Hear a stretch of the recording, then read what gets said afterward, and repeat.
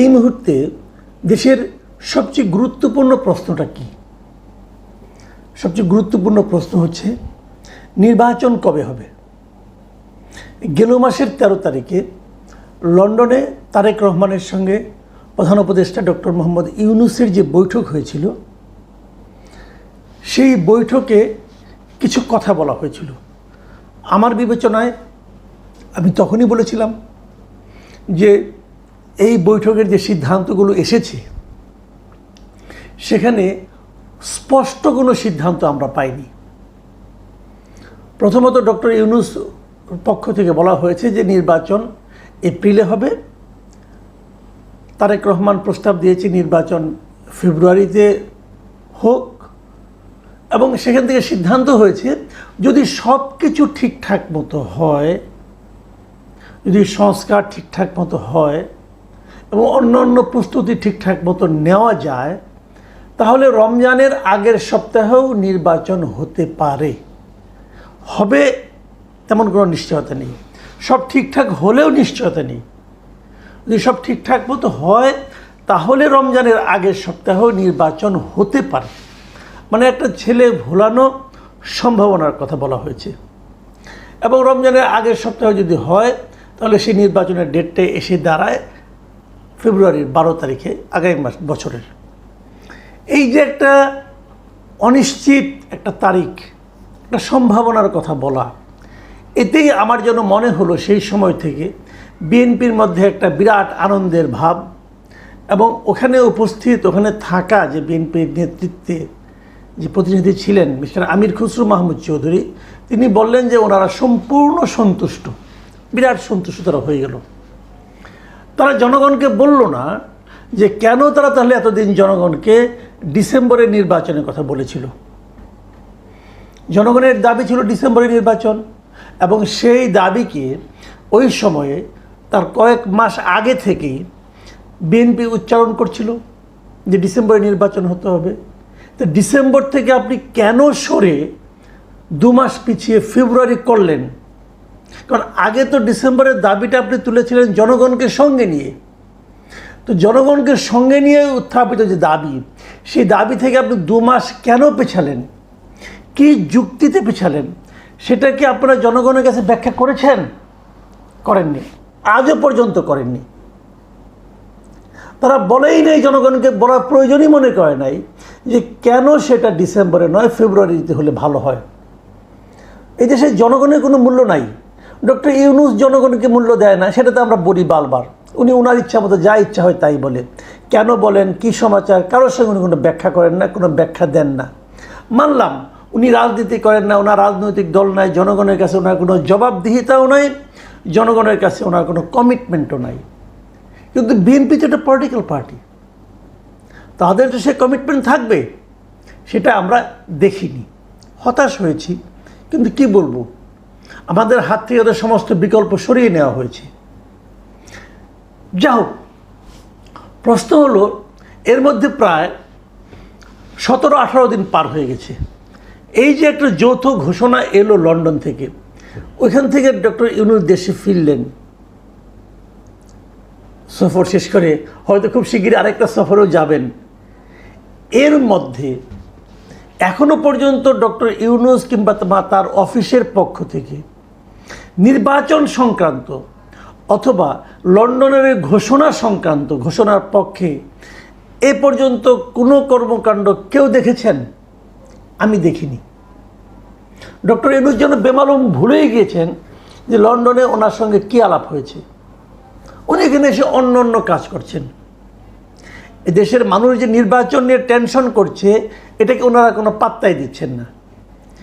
এর মধ্যে প্রধান নির্বাচন কমিশনার ডক্টর ইউনূসের সঙ্গে একটা সৌজন্য সাক্ষাৎ করেছেন 2 দিন আগে। সেই সৌজন্য সাক্ষাতে প্রধান নির্বাচন কমিশনারের সঙ্গে প্রধান উপদেষ্টার সৌজন্য সাক্ষাৎ, আলোচনার বিষয়বস্তু কী হতে পারে? মানে আবহাওয়া কেমন চলবে, গরম আরও বাড়বে কি বাড়বে না, বৃষ্টি নামবে কি নামবে না, নিশ্চয়ই এগুলো আলোচনার বিষয় নয়। হ্যাঁ, দুজনেই বৃদ্ধ মানুষ, হয়তো শারীরিক কুশলাদি তারা বিনিময় করতে পারেন। তারপর মূল আলোচনাটা তো নির্বাচন, কারণ উনি তো প্রধান নির্বাচন কমিশনার। দেশের এই মুহূর্তের সবচেয়ে গুরুত্বপূর্ণ দুজন ব্যক্তি। সেই প্রধান নির্বাচন কমিশনার আজকে সাংবাদিকদের সঙ্গে বসেছিলেন। সেখানে উনি বললেন যে প্রধান উপদেষ্টার সঙ্গে ওনার কেবল সৌজন্য সাক্ষাৎ ছাড়া আর কিছু হয় নাই। তো সৌজন্য সাক্ষাৎ হয়েছে, উনি বারবার বলতেছেন যে ওনার সঙ্গে আমার আর কোনো আলাপ হয় না, খালি সৌজন্য সাক্ষাৎটাই হয়েছে। তো সৌজন্য সাক্ষাৎ করতে গিয়েছেন উনি, 1-to-1 বৈঠক করেছেন। তাহলে কেন উনি কি জিজ্ঞাসা করবেন না যে আপনি যে লন্ডন থেকে আসলেন, আপনি ওখানে তো নির্বাচন নিয়ে একটা কথা বলেছেন, তাহলে আমরা কি সেই অনুযায়ী নির্বাচনের প্রস্তুতি নেব? এই কথাটা ওনাকে জিজ্ঞাসা করাটা স্বাভাবিক ছিল না? উনি খালি একই কথা বলতেছেন যে আমি বয়স্ক মানুষ, আমি অসুস্থ ছিলাম, হাসপাতালে ছিলাম, হাসপাতালে চলে গেছি, এখান থেকে দেখা করে আসার পরেই এগুলো নানা কাণ্ড কাহিনী। ভাই, উনি অসুস্থ থাকতেই পারেন, মানুষের শরীর যখন মানুষ তো অসুস্থ হবেই, এটা নিয়ে কোনো আপত্তি নেই। কিন্তু উনি যখন সাংবাদিকদের সঙ্গে কথা বলবেন, সাংবাদিকরা তো এই প্রশ্নটাই করবেন যে আপনার সঙ্গে নির্বাচন নিয়ে কী আলাপ হলো, কারণ আপনি তো নির্বাচন বিষয়ক ব্যক্তি। উনি এটা নিয়ে কোনো কথা বল, কেবল একটা কথা হালকা করে উনি বললেন যে ওনাকে নাকি বলা হয়েছে যে ফেব্রুয়ারি থেকে এপ্রিলের মধ্যে নির্বাচনের জন্য প্রস্তুতি রাখতে। তার মানে ফেব্রুয়ারি কিংবা এপ্রিলে উনি প্রধান উপদেষ্টা নিজে একটা ডেট ঘোষণা করেছিলেন ঈদের আগের দিন। উনি সেটাই আছেন ওখান থেকে নড়েননি আসলে। ওই যে একটা মানে মূলা ঝুলাই দিয়েছেন যে ফেব্রুয়ারিতেও হতে পারে, ওটা আসলে মূলাই, আর কিছু না।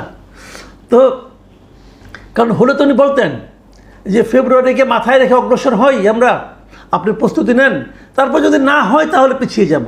কিন্তু সেরকম কোনো কিছু কথা হয়নি। এখন প্রশ্নটা হচ্ছে তাহলে নির্বাচনটা কবে হবে? সাধারণ মানুষ কি ভাবছে? সাধারণ মানুষের ভাবনা নিয়ে আমি আমার এই চ্যানেলে একটা জরিপ করেছিলাম আজ থেকে 2 দিন আগে। সেই জরিপে আমার প্রশ্ন ছিল, আমি অন্য একজন ব্যক্তি বিএনপি চেয়ারপারসন উপদেষ্টা অ্যাডভোকেট ফজলুর রহমানের একটা বক্তব্যকে কোট করেছিলাম। ওখানে ফজলুর রহমান বলেছিলেন যে ডক্টর ইউনূস ফেব্রুয়ারিতে নির্বাচন দেবেন বলে তার বিশ্বাস হয় না। তো আমি প্রশ্ন করেছিলাম দর্শককে, অথবা যারা ভোট দিয়েছেন তাদেরকে, যে আপনার কি বিশ্বাস হয়? ওখানে দেখা গেল বিশ্বাস হয় এই বক্তব্যের সঙ্গে একমত হয়েছেন 14% লোক, আর বিশ্বাস হয় না এটা বলেছেন 81% লোক, আর 5% লোক মন্তব্য করতে চাননি। ঠিক 2 দিন আগের দেওয়া এই জরিপে অংশ নিয়েছেন 35,000 মানুষ। 35,000 মানুষের মন্তব্যের মধ্যে 81% মানুষ বিশ্বাস করেন না যে ডক্টর ইউনূস ফেব্রুয়ারিতে নির্বাচন দেবেন।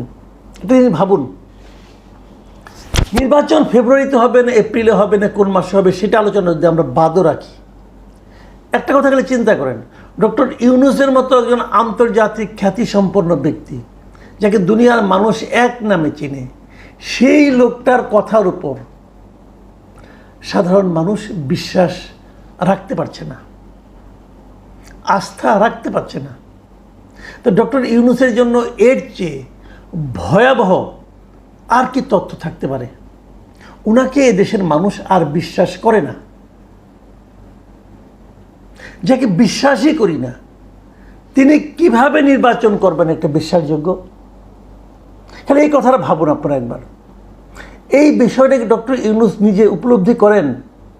উনি কি জানেন যে ওনার প্রতি সাধারণ মানুষের আস্থা এখন কোন তলানিতে যে ঠেকেছে? এই জিনিসটা জানা উচিত।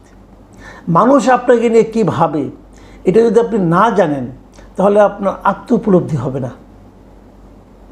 আপনি হয়তো কিছু লোক দ্বারা পরিবেষ্টিত থাকেন, তারা হয়তো সারাক্ষণ আপনাকে শোনায় যে আপনার এই দেশে জনপ্রিয়তা এত যে আপনি আজীবন ক্ষমতায় থাকুন, এটাই মানুষ চায়। কিন্তু বাস্তবতা সেটা নয় ডক্টর ইউনূস। আপনার প্রতি মানুষের আস্থা তলানিতে যে ঠেকেছে এখন। এই জিনিসটা আপনাকে উপলব্ধি করতে হবে। উপলব্ধি করে সেই অনুযায়ী কাজ করুন। সময় শেষ হয়ে যায়নি, এখনও সময় আছে। আপনি আপনার সেই ইমেজ রিগেইন করতেও পারেন, তবে আপনাকে চেষ্টা করতে হবে।